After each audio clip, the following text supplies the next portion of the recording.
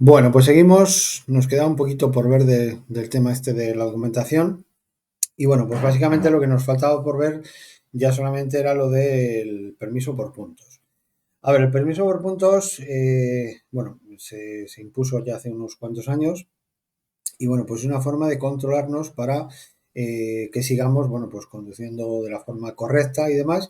Entonces, bueno, pues la idea es que se nos dan, me imagino lo sabéis, pues un número de puntos, que ahora esto es lo que vamos a ver, y bueno, pues se trata de conservar esos puntos e ir, si es posible, aumentándolos, bueno, pues poco a poco hasta el máximo de puntos, ¿vale? Entonces, yo siempre os digo que lo importante es eso que tenéis ahora mismo en la imagen, ¿de acuerdo? El número de puntos que nos van a quitar por una infracción, por otra, esta sí, esta no.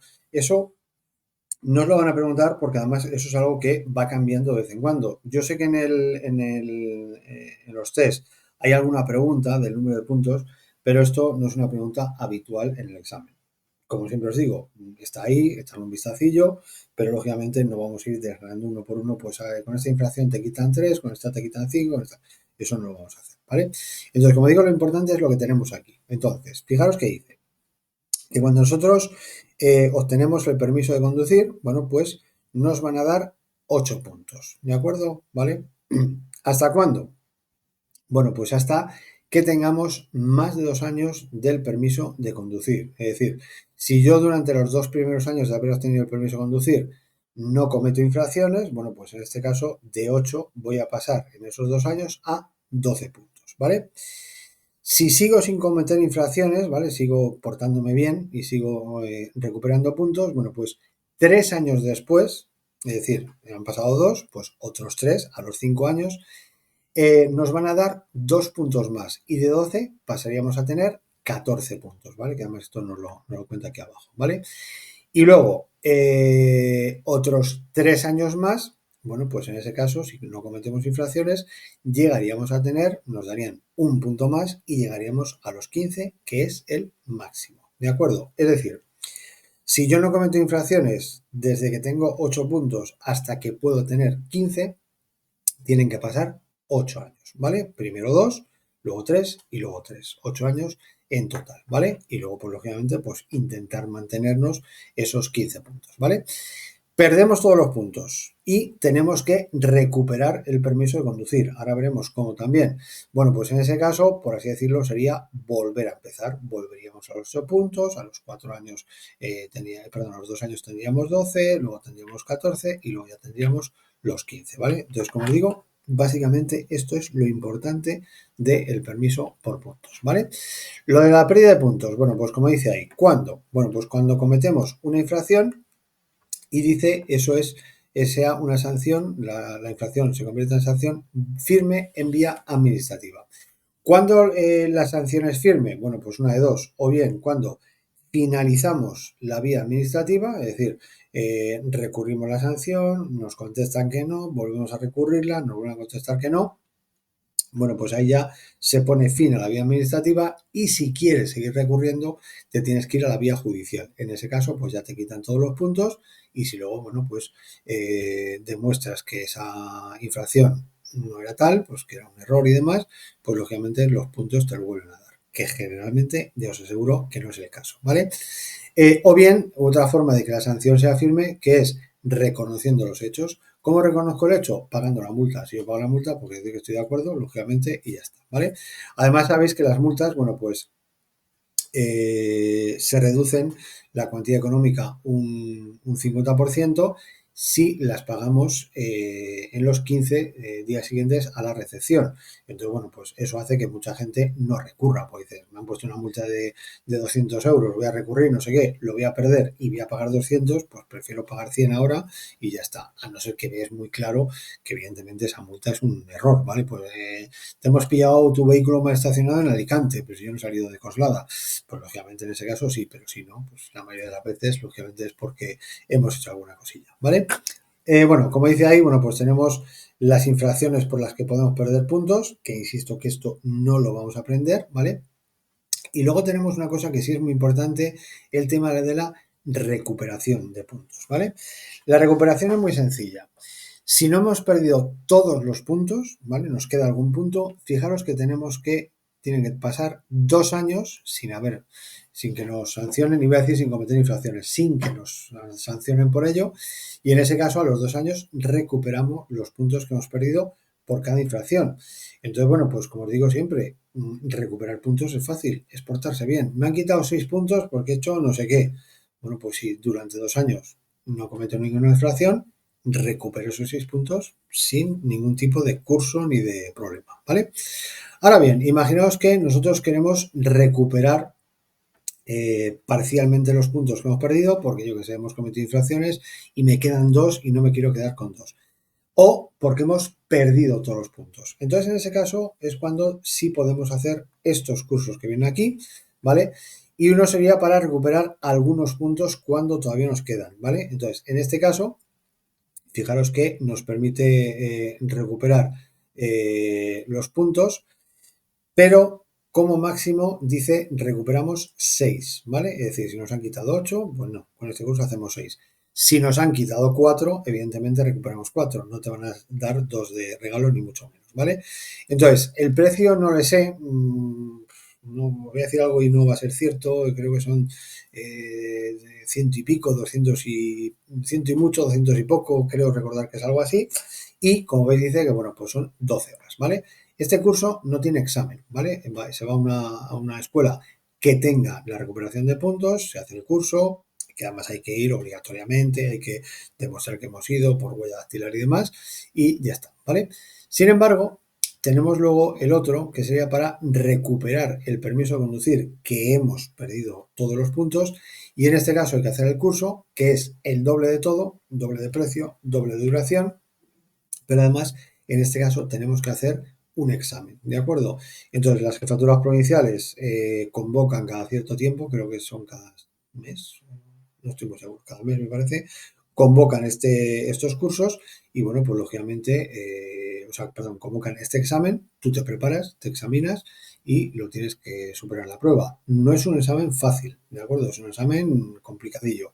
Por lo tanto, bueno, pues como digo, la idea es que no perdamos absolutamente ningún punto para evitar llegar a esta situación que lógicamente no es agradable, ¿vale? Pero que sepáis un poco más o menos de qué van los tiros. Nos van a preguntar el tiempo y demás, eso no os preocupéis que no va a haber ese tipo de preguntas, ¿vale? Y finalmente tenemos una cosa que es lo de la responsabilidad de las infracciones, que esto sí que es importante. Aquí veis que, bueno, pues va un fenómeno aquí asomado por la ventanilla, no sé qué, y justo aparece, bueno, está ahí la policía y le paran, ¿vale? En este caso, si yo os preguntase a quién van a multar, bueno, pues igual la respuesta sería pues a este y al que va conduciendo, que a lo mejor se lo merece también. Pero realmente, bueno, pues fijaros que generalmente las infracciones recaen sobre el autor del hecho, ¿de acuerdo? Es decir, este va conduciendo y este va por fuera del vehículo. La sanción sería para esta persona, ¿vale? Hay un caso, solo un caso, que además lo comentamos, que el responsable es el conductor, que es el caso, dijimos, del casco, que además lo teníamos salía en esta imagen.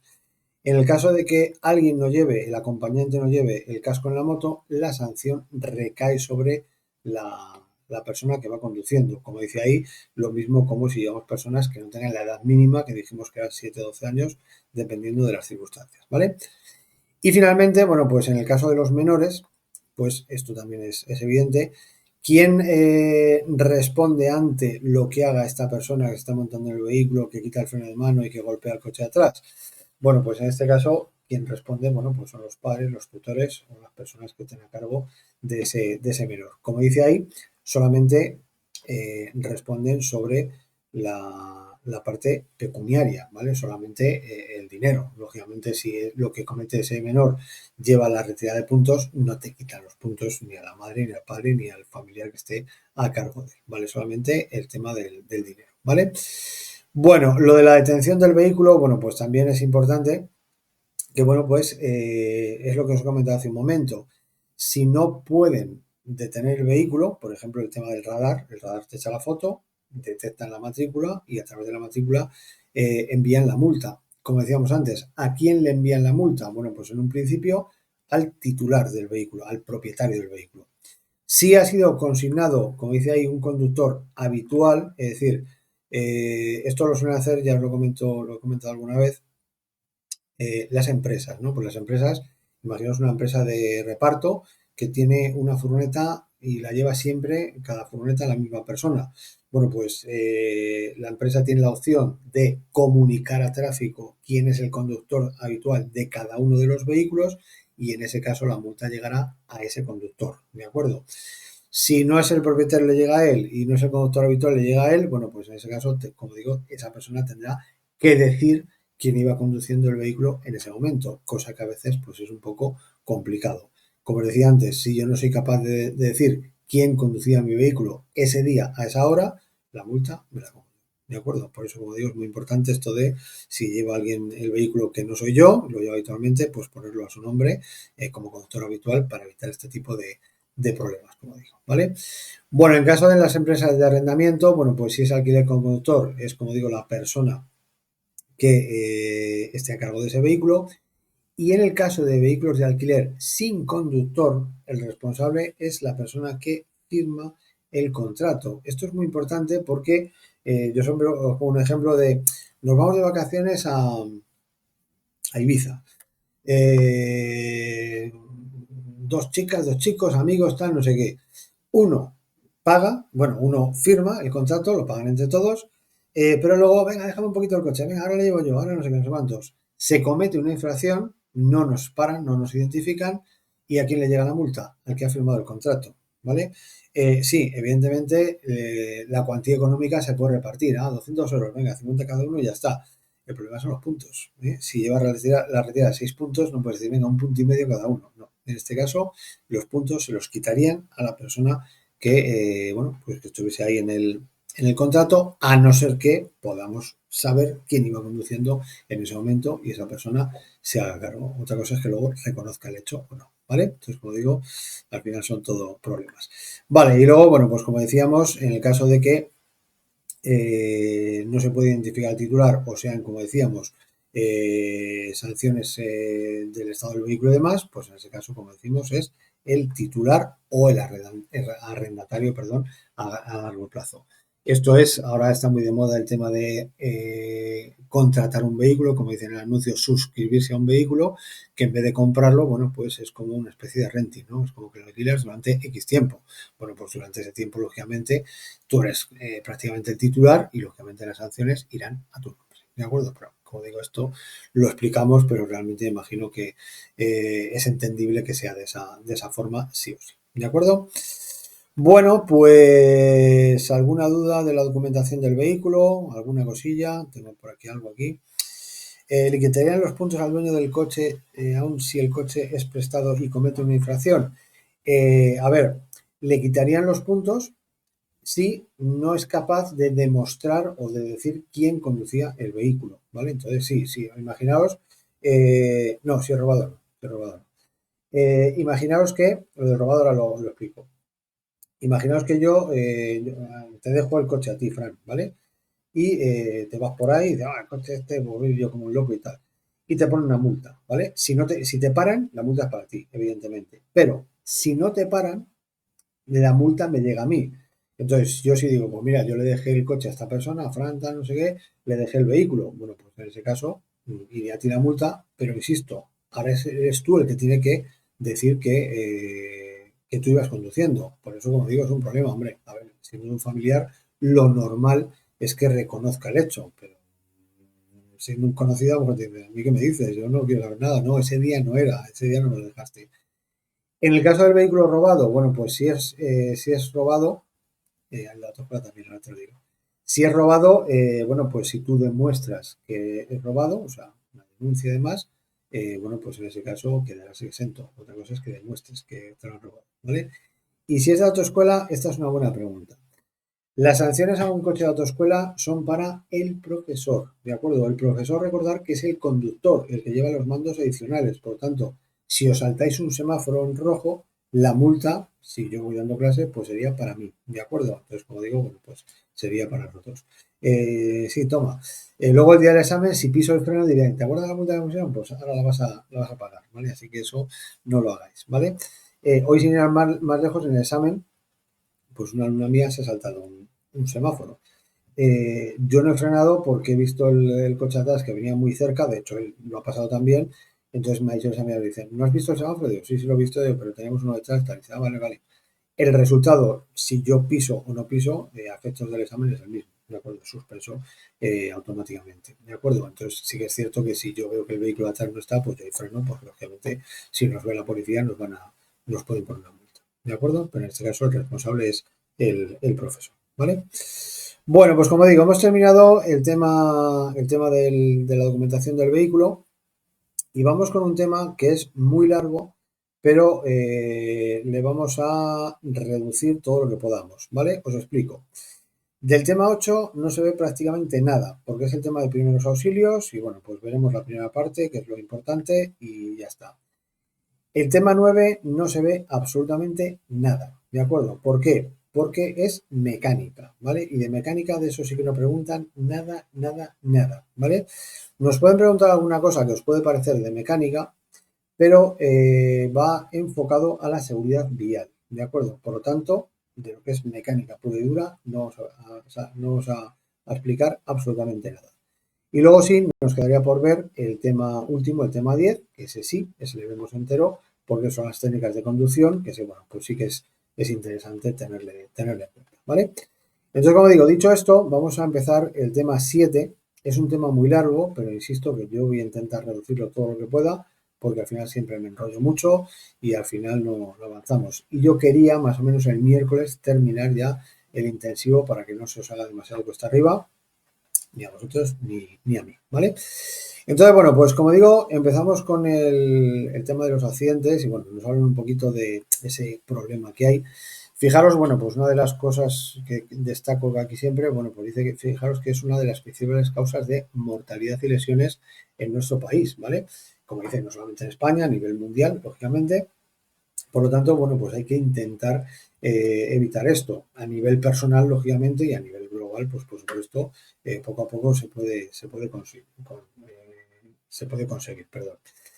Dice, sin embargo, en general, la sociedad no suele tener demasiada información acerca de la magnitud real del problema que representan los accidentes, por lo que no suele valorar el problema adecuadamente. Bueno, yo siempre os digo que esto somos siempre muy egoístas, el ser humano, entonces cuando me dicen, es que ten cuidado porque esto afecta no sé qué, uf, ¿me afecta a mí? No, pues yo paso.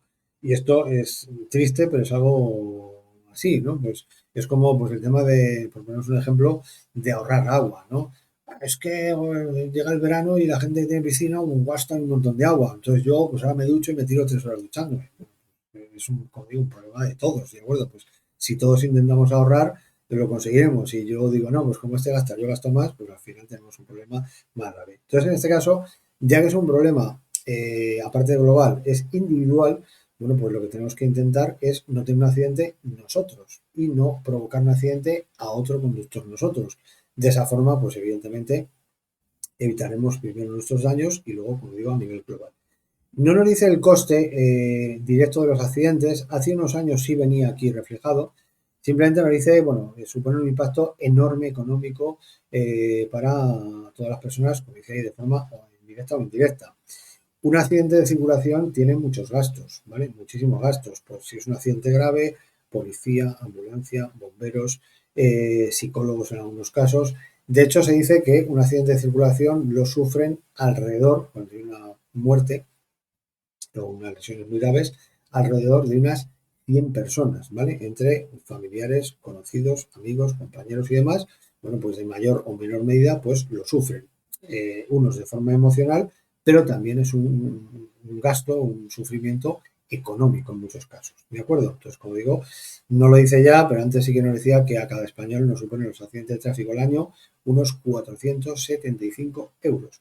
475 euros por unos 20 millones de personas que cotizamos, pues imaginaos el dineral que supone. ¿De acuerdo? Entonces, como digo, pues si no lo miramos por nosotros, pues también a modo global, aunque dice, uy, pues tener un accidente nos cuesta mucho dinero, ¿vale? A ver, vamos con las causas de los accidentes. A ver, aquí hay una tabla que fijaros que nos habla de los 3 factores que intervienen en los accidentes y fijaros que, bueno, nos habla del factor humano, el factor vía interno y el factor vehículo. El factor, como veis, que más influye es el factor humano. Aquí fijaros que dice que está presente entre el 70 y el 90% de los accidentes. Pero yo creo que se queda corto, ¿vale? A mí me cuesta imaginar mucho un accidente en el que no tenga absolutamente nada que ver una persona, ¿de acuerdo? Nada que ver. Pues sí, tú vas bien, pero otro te da, ¿vale? Pues hay una persona. Tú vas bien, pero la rueda está un poquito mal y revienta y tenemos un accidente, ya. Pero es que la rueda esté bien o mal, es tu responsabilidad. Y ay, es que sé que está un poco desgastada, pero me viene fatal, al mes que viene la cambio. Y en ese momento revienta y tienes un accidente. Es decir, como digo, si rascamos de cualquier accidente, siempre hay un responsable, una persona responsable. Vas circulando y se hunde el puente porque vas circulando. Pues eso no lo puedes prever. Bueno, pues a lo mejor hay alguien que debería haber revisado ese puente y no lo ha hecho, ¿vale? Entonces, como digo, salvo desastres naturales que son incontrolables, pues un terremoto, por ejemplo, pues en la mayoría de las cosas se pueden evitar. La mayoría de los accidentes, por supuesto, se pueden evitar. ¿Qué otras cosas estén implicadas? Factor vía, vehículo y demás. Sí, pero responsable, casi siempre el único responsable es el factor humano. Alguien cometió un error, una imprudencia o como queréis llamarlo, y se produce ese accidente. ¿De acuerdo? ¿Vale? Entonces, cuando nos dice se pueden evitar los accidentes, bueno, pues debe ser rotundo. La respuesta es sí, porque realmente no es un accidente, es algo siempre provocado, como digo, por un error o por algún tipo de infracción. Entonces, como dice ahí, lo que tenemos es cada conductor, cada persona, es lo que se llama el grado de exposición al riesgo. Cuanto más me arriesgue yo en cualquier ámbito, pero en este caso con el vehículo, bueno, pues más posibilidades tenemos de sufrir un accidente. Yo, por ejemplo, no tengo cero posibilidades de matarme saltando en paracaídas, ¿vale? Cero. ¿Por qué? Porque no voy a tirar en mi vida en un paracaídas, ¿de acuerdo? Sin embargo, una persona que se tire 3 veces a la semana, pues tendrá más posibilidades. Otra persona que se tire a diario, pues tendrá más. Entonces, lógicamente, cuanto más nos exponemos, lógicamente, más posibilidades tenemos de sufrir ese accidente. En el caso de la conducción, pues es evidente, si yo soy un autor que respeta los límites, respeta las prioridades y demás, sí, en algún despiste puedo tener un accidente. Pero si yo soy un autor que me da igual todo, 120 por ahí, yo, ¿qué dices? Yo voy a 180 porque soy un fenómeno. Pues al final eso es lo que provoca los accidentes y las probabilidades de sufrir un accidente, ¿vale? Bueno, entonces, como digo, lo que tenemos que hacer es evitar los factores de riesgo, ¿vale? Más o menos hasta aquí lo tenéis todo claro, ¿no hay dudas? Todo claro, vale, perfecto. Bueno, pues en el siguiente apartado nos ponen las causas de los accidentes y dónde y cuándo se producen los accidentes. Estas son preguntas directas del examen, ¿vale? Entonces, fijaros, ¿dónde y cuándo? Entonces, fijaros que dice, menos accidentes en las curvas que en las rectas. Esto podría llamar la atención, así dicho, porque dices, onda, pues si lo que llaman siempre peligroso son las curvas. Bueno, pues, ¿qué sucede? Que la mayoría de los accidentes suelen producirse por un despiste, ¿vale? Porque no has mirado esto, porque estás mirando otra cosa, porque estamos con esto en la mano. Y si yo, por ejemplo, voy conduciendo y me suena el móvil, me suena un mensaje y tal, no sé qué, yo no digo, voy a aprovechar esta curva cerrada para sacar el móvil, encenderlo, mirarlo y si hace falta, pues contestar al mensaje.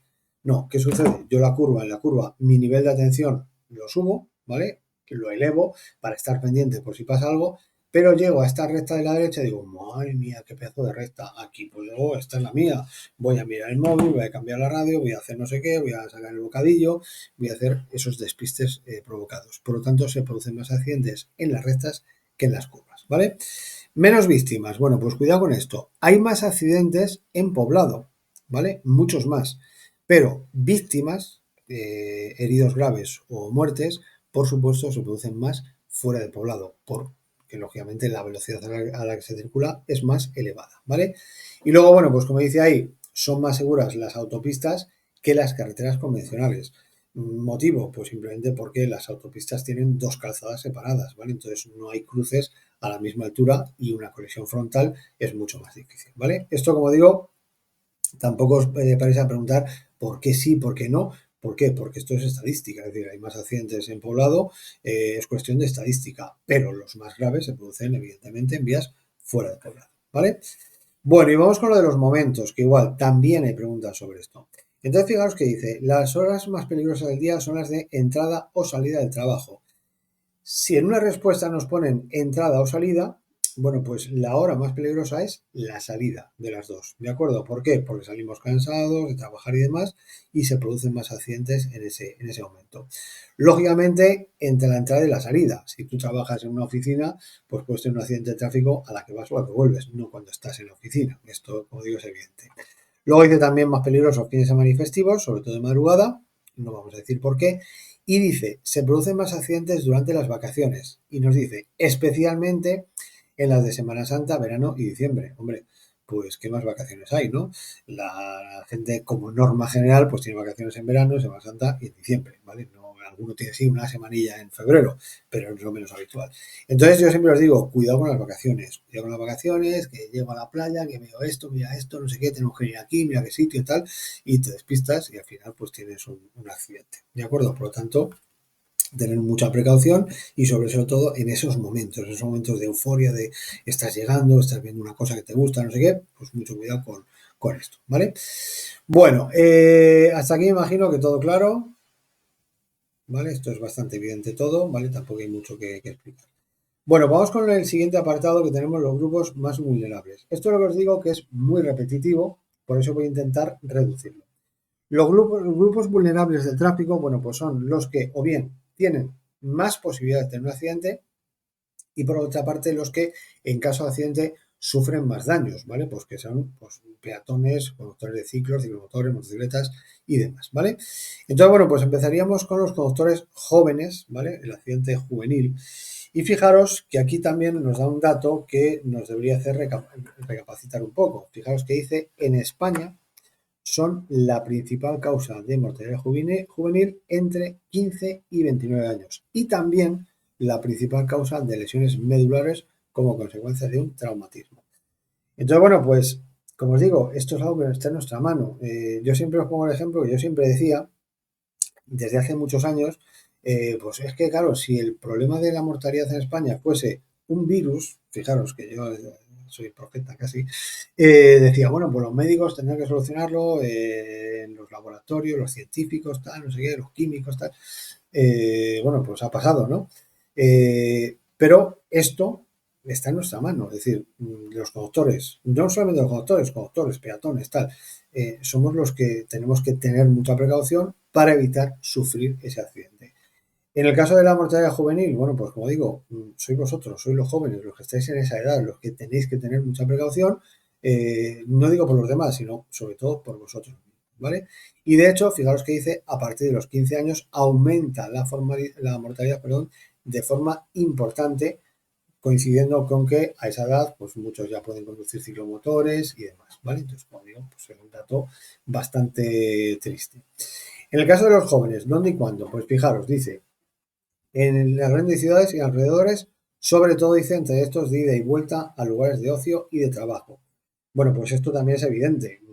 ¿Cuándo? Cuando coges el vehículo, por trabajo, por ocio, no dices, me voy a dar una vuelta a la M40 entera, ¿eh? Pues no, lógicamente pues lo coges por un motivo o por otro. Y sobre todo los accidentes suelen ser durante la noche, madrugada, fin de semana, verano, Navidad y demás, ¿vale? Ahora bien, ya no es tan importante el dónde y cuándo, ¿no? Porque decir, voy a tener cuidado de noche y de día voy a ir como un loco. No. Lo importante es el por qué. ¿Por qué se producen los accidentes en el caso de las personas jóvenes? Bueno, pues fijaros que, insisto, esto es estadística, esto es, parece que os voy a dar la charla de cabras, que los jóvenes son unos drogadictos todos y unos borrachos y tal, pero como digo, esto es lo que dice la estadística. Entonces, fijaros que dice, principal causa, el exceso de velocidad, ¿vale? Esto del exceso de velocidad, sumándolo a esto, a la falta de experiencia, y sumándolo a esto, para asumir muchos riesgos, es la bomba explosiva. ¿De acuerdo?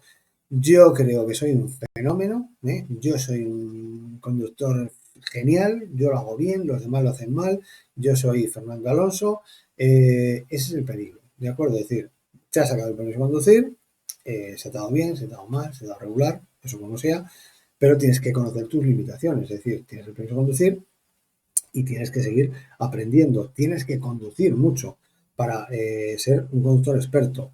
Y como decíamos, si encima de no tener todavía la experiencia suficiente asumo muchos riesgos, ese grado de exposición al riesgo le elevamos, pues lógicamente es donde hay más posibilidad de sufrir un accidente. Ya ni os cuento si lo sumamos el tema de alcohol, drogas y no respetar normas. Entonces, como digo, bueno, pues esto es evidente, no hay mucho que explicar. En el lado contrario estarían los conductores mayores, ¿vale? Que sería justamente al revés. Suelen tener mucha experiencia, pero tienen un problema y es, bueno, pues la edad, lógicamente. Entonces, bueno, pues lógicamente la capacidad de esa persona se está viendo disminuida, porque nos va a pasar a todos y, bueno, pues lógicamente yo no estoy como estaba hace 30 años, evidentemente, aunque, bueno, todavía no estoy muy viejo, me parece. Y sumado a eso, pues tienen muchos conductores, personas mayores, las medicaciones, ¿de acuerdo? Enfermedades y medicaciones, ¿vale? Pues todo eso se suma para que la situación sea más compleja, ¿vale? Bueno, los conductores de motos y ciclomotores, pues lo mismo digo. Primero, por supuesto, en algunos casos por no respetar las normas, lo que está haciendo este conductor, por ejemplo, está prohibido, ¿vale? No se puede hacer. Y segundo, porque en caso de accidente, pues son más vulnerables. Lógicamente, bueno, pues no es lo mismo chocarte contra un turismo cuando vas con otro turismo que, en este caso, con un ciclomotor. Esto, pues bueno, tampoco hay mucho que explicar. Para evitarlos, pues esto es que se reduce a lo de siempre, respetar las normas, ¿vale? Pues voy por mi carril, me voy a cambiar de carril, tengo que mirar, tengo que señalizar, tengo que dejar pasar al vehículo que tiene preferencia y no, por ejemplo, algo muy común en el caso de los ciclomotores y motocicletas, pues hacer zigzag. Lógicamente, eso pues conlleva un riesgo y podemos sufrir ese accidente, ¿vale? Bueno, como digo, no me quiero enrollar mucho porque es muy repetitivo. El tema de los ciclistas, bueno, pues un poco igual, ¿vale? El tema de los ciclistas que tenemos, bueno, pues es su escasa visibilidad, su escasa visibilidad en algunos casos, velocidad y visibilidad, y luego muchas veces la posición en la calzada. Ellos tienen que intentar hacerse ver, pero nosotros también tenemos que hacer por verles. Perdón, que tenía un estornudo ahí. Este caso que vais a ver aquí en la imagen, bueno, pues algo también muy común, ¿vale? Pues bueno, adelanto al ciclista, ya creo que lo he adelantado y ahora de repente giro cuando le tengo encima. Obviamente es un error muy garrafal, ¿de acuerdo? Ellos no deben intentar adelantar en esa situación, pero nosotros si lo tenemos ahí, pues lógicamente tenemos que tenerlo en cuenta, ¿vale? Insisto que no quiero enrollarme mucho con esto para no perder demasiado el tiempo, ¿vale? Los peatones, bueno, pues ahí tenéis a los dos peatones más chulos del barrio, ¿eh? El peatón mayor y el peatón joven. Bueno, pues igual, lógicamente, el problema de los peatones es un problema que ha crecido mucho con el tema de los peatones, es volvemos otra vez al teléfono móvil, ¿vale? Imagino que andando por la calle algún sustillo os habéis dado de, uy, que me doy con la farola, uy, que no he visto esto, que me choco con una persona. Entonces, bueno, pues como digo, lógicamente el teléfono móvil nos despista por completo, pero como digo, tenemos que prestar mucha atención al tráfico. Lógicamente, suele haber más accidentes en poblado de peatones, eso es evidente. Y nos cuentan las conductas de riesgo. Bueno, pues esto también, os digo lo mismo, ahí le veis el del teléfono. Todos somos peatones y todos sabemos lo que hacemos mal cuando vamos andando. Que se va a cambiar el semáforo, corre, cruza. Cruza por aquí que no viene nadie, aunque el paso para peatones está a 3 metros. Cruzamos sin mirar, nos despistamos. Pues todo eso, esas conductas de riesgo, bueno, pues tienen su problema. ¿Cuál es lo peor? Que es que en el caso de un atropello, todo lo de perder lo tienes tú, ¿de acuerdo? Es decir, el golpe te lo llevas tú, el golpe en la cabeza, en la espalda, en los brazos, en las piernas, el del coche se va a hacer poco, le puedes abollar un poco, pero poco más. Entonces, como digo, bueno, pues tenemos que prestar muchísima atención al tráfico para evitar, bueno, pues estas situaciones, ¿vale? Igual, lo de los mayores como peatones, pues un poco lo mismo, ¿vale? Falta de movilidad, de percepción y demás. Y los niños, aquí es muy importante, aparte de su poca estatura, ¿vale? Como dice ahí, bueno, pues es que los niños suelen confundir, no se lo cuenta aquí, os lo digo yo, lo de ver con ser vistos. Es decir, ellos dicen, he visto el coche, pero estoy cruzando por el paso para peatones, el coche me ha visto a mí y me va a dejar pasar. Pues no hay que dar nada por sentado. Para esto, bueno, pues es importante, por supuesto, la educación, ¿vale? Pues a los menores hay que decirles primero que hay que mirar, dónde hay que mirar y demás, y en el caso de los menores, pues que no crucen hasta que el vehículo no se haya detenido por completo, ¿vale? Entonces es conveniente mirar a los ojos del conductor más que al vehículo que viene. Como os digo, nosotros tenemos que intentar, pues, los padres, si tenéis hermanos pequeños y demás, pues intentar que cuando estén ellos delante, que nosotros hagamos las cosas bien, para que ellos pues absorban eso, que como dicen son esponjas, y bueno, pues si tenemos una buena conducta, ellos van a aprender esa conducta. Si ellos ven que la madre, el padre, los hermanos, cruza ahora, que no viene un coche, que viene el autobús, corre, tal, no sé qué, pues al final esa conducta es la que se van a aprender, ¿de acuerdo? Por lo tanto, es muy importante desde pequeños hacer las cosas bien por nosotros mismos y por supuesto por ellos, ¿vale? Bueno, y luego tenemos ya pues algo que ya sabéis que está subiendo muchísimo, muchísimo, muchísimo en las ciudades sobre todo, que es el tema del patín eléctrico, ¿vale? El vehículo de movilidad personal, ¿vale? Entonces fijaros en las cositas que nos dice el reglamento. Aparte de lo que dice el reglamento, luego tenemos que ver lo que dice los ayuntamientos, ¿vale? Os pongo el caso de el carril bici. ¿Puede un patín eléctrico circular por el carril bici? Bueno, pues eso es lo que diga el ayuntamiento. El reglamento lo que dice es que deben circular por la calzada, ¿de acuerdo? Por la carretera.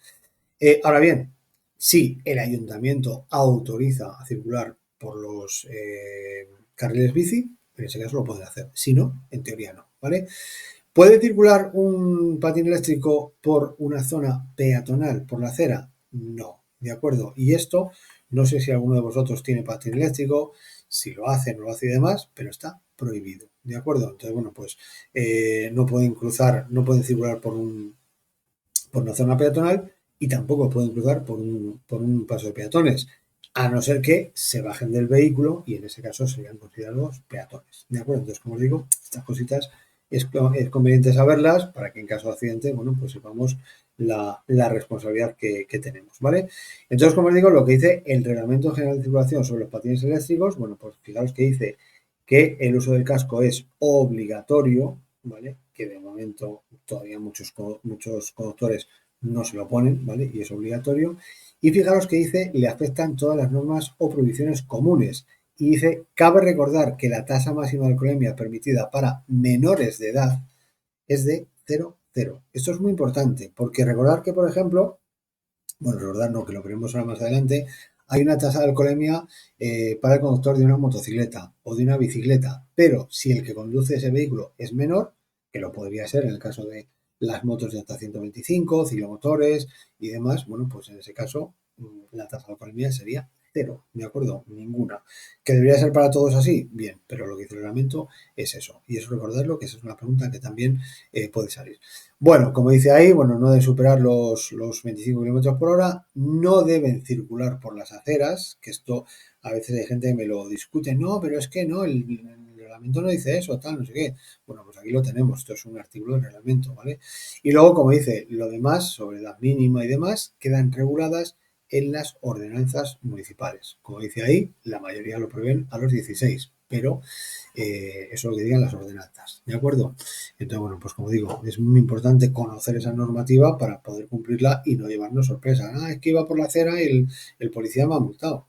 Pues sí, es que no, pues por la acera. O iba llevando a mi hermana, a mi hermano pequeño en el patín y me han parado y me han multado. Los patines solamente se pueden ocupar por una sola persona y vemos a diario que muchas veces van pues con una niña, un niño ahí, la persona adulta. Pues eso está prohibido, ¿de acuerdo? Nos pueden sancionar perfectamente por ello, ¿de acuerdo? Bueno, hasta aquí más o menos todo claro. Vale, pues ya los que tenéis patines ya sabéis lo que las cosillas importantes que tenéis que conocer, ¿vale? Bueno, pues vamos con el siguiente apartado, que es donde yo quiero enrollarme lo menos posible, por no perder mucho tiempo. A ver, tenemos, como decíamos hace un momento, los factores de riesgo, que son básicamente tres. Tenemos el factor humano, el factor vehículo y el factor vía y entorno. El factor humano es el que más presente está en los accidentes de circulación, el que más interviene en los accidentes como responsable.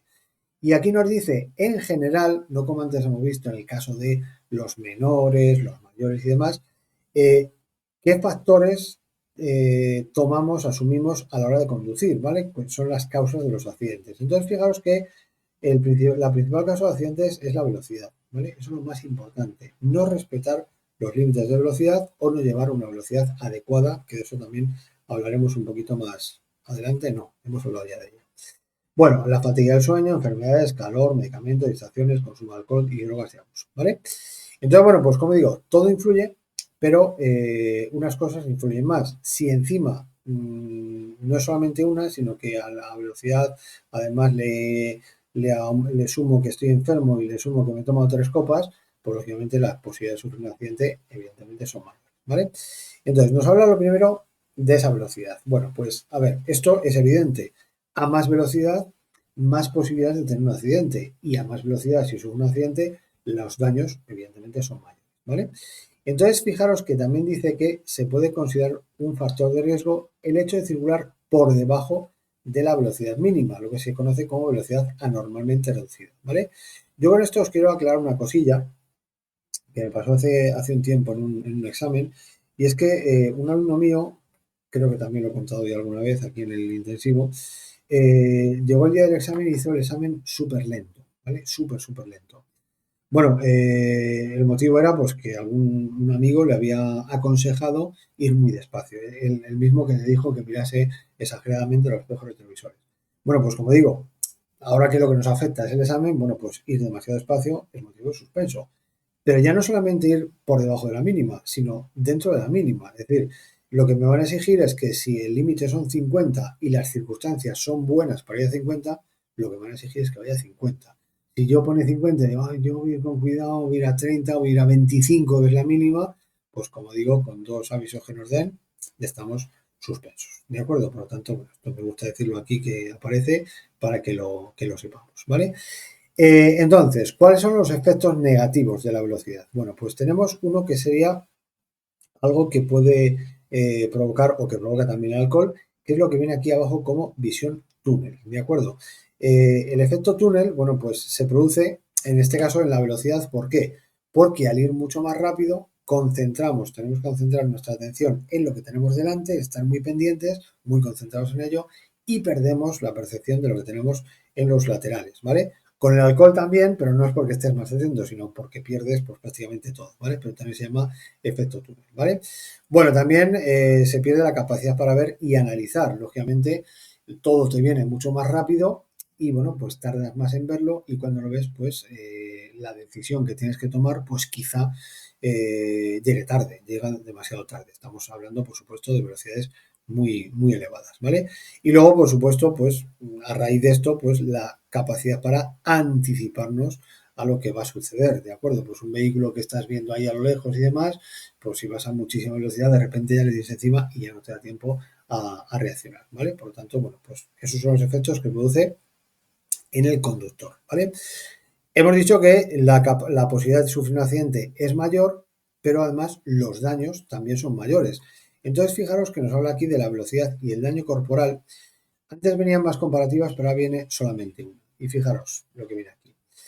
Nos viene a decir que circular a 80 kilómetros por hora y sufrir un impacto contra un muro, por ejemplo, algo que no ceda, algo que sea una deceleración instantánea, bueno, pues sería lo mismo como si saltásemos de una altura aproximada de 25 metros. 25 metros, para que os hagáis la idea, viene a ser más o menos un séptimo, un octavo, ¿de acuerdo? Es decir, bueno, yo vivo en un 12. Pero si desde mi vecino del séptimo yo cojo mi vehículo y me tiro, ¿vale? El, bueno, el ostión que voy a dar, claramente, el golpe que voy a sufrir es prácticamente como ir a 80 kilómetros por hora, que es una velocidad a la que se circula muy habitualmente y muy por encima también habitualmente, ¿de acuerdo? Daros cuenta que además es cierto que, bueno, a lo mejor alguien dice, bueno, pero es que yo tuve un accidente a no sé qué velocidad y no pasó tanto como parece que dice aquí el libro. Bueno, pues daros cuenta que en la inmensa mayoría de los accidentes la velocidad de impacto no es la velocidad a la que chocas. Y aparte, como os digo, a no ser que choquemos contra un muro, ¿vale? Que no se mueva absolutamente nada contra un árbol, el choque, si es contra otro vehículo, pues hay un desplazamiento y el impacto no es igual. Pero además, como digo, suele haber una reacción. Es decir, tú ves que te vas a chocar, clavas el freno, aunque vayas a 80, pues a lo mejor la velocidad de impacto es a 30 kilómetros por hora.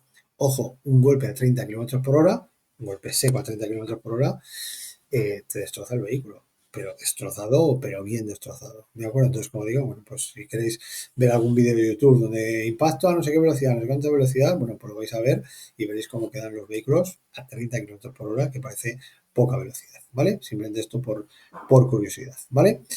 Bueno, pues vamos con una parte importante, una parte muy importante, bueno, iba a mirar que no habéis puesto nada, vale, perfecto, que, bueno, pues es algo que nos pueden preguntar. Nos hablan aquí de la distancia de atención, distancia de reacción, tiempo de reacción, y yo siempre esto lo explico a mi modo, ¿vale? Para que, bueno, iba a decir, para que os quede más claro, a lo mejor pues es la peor forma, pero bueno, yo os lo explico de mi forma, ¿vale? Bueno, vamos a ver, lo primero que tenemos que saber qué es el tiempo de reacción, ¿vale? El tiempo de reacción es el tiempo que transcurre desde que nosotros recibimos un estímulo hasta que actuamos sobre ese estímulo, ¿vale? El ejemplo que se pone en tráfico es voy conduciendo y de repente veo que me tengo que tener sí o sí, ha pasado algo ahí delante y tengo que clavar el freno y hacer una detención completa, ¿vale? Entonces, desde que yo veo esa situación de peligro hasta que empiezo a frenar, mi pie va al pedal del freno, a ese tiempo se le llama tiempo de reacción, ¿de acuerdo? Ese tiempo de reacción varía por muchos factores, que ahora veremos. Varía de unas personas a otras, ¿vale? Y ese tiempo de reacción normal, el tiempo normal de reacción, está más o menos entre el segundo, bueno, mejor dicho, el medio segundo y un segundo, ¿vale? Medio segundo y un segundo es el tiempo normal de reacción. Por lo tanto, se da como tiempo normal de reacción, la media, 3/4 de segundo, ¿de acuerdo? Esto no sé si lo preguntan o no, pero bueno, para que lo sepáis, ¿vale? Si yo tengo un tiempo de reacción menor, pues fenomenal, pero si mi tiempo de reacción es más de un segundo, pues ya hay un problema, ¿de acuerdo? Entonces, como digo, el tiempo de reacción de una persona puede variar, como digo, por muchos factores. Primero, por la edad, ¿vale? Pues lógicamente, según te vas haciendo más mayor, pues tu capacidad de reacción disminuye, tu tiempo de reacción aumenta. Puede variar por el estado físico de un día. Estoy enfermo, he tomado medicamentos, tengo un dolor, tengo una preocupación, todo eso influye en el tiempo de reacción. Influye, lógicamente, si hemos tomado alcohol, si tenemos sueños, si hemos tomado drogas, si hemos comido mucho, todo eso influye de forma negativa, ¿vale? Entonces, os digo esto ¿por qué? Porque una pregunta muy habitual suele ser, no sé qué, ¿influye en tu tiempo de reacción? ¿O cómo será tu tiempo de reacción si se da esta circunstancia?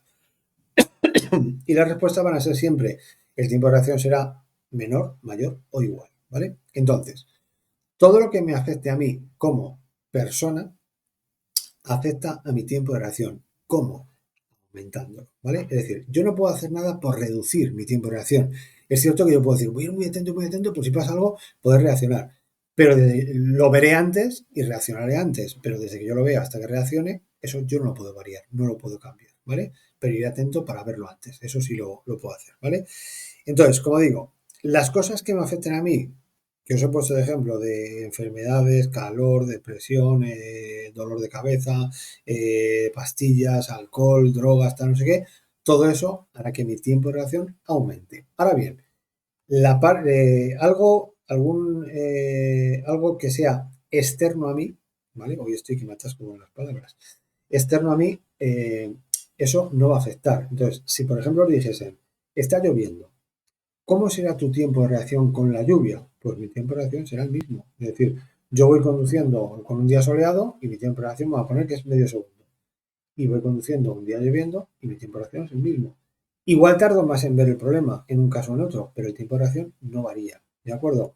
Otro ejemplo que os pueden poner, cuando nosotros vamos conduciendo un vehículo en muy buenas condiciones o en muy malas condiciones. Si yo voy conduciendo un vehículo muy bueno, mi tiempo de reacción es medio segundo. Y si conduzco uno muy malo, exactamente lo mismo. Una vez que yo frene, pues a lo mejor el vehículo no reacciona igual, pero lo que es la persona reacciona exactamente igual, ¿vale? Por lo tanto, lo que nos tiene que dar claro es que en el tiempo de reacción influye exclusivamente el conductor, ¿de acuerdo? La persona que va conduciendo. Por eso, aunque no va a dar tiempo a explicarlo todo esto, bueno, pues la primera parte, que mañana volveré a hacer este dibujo maravilloso, lo hago de esta forma.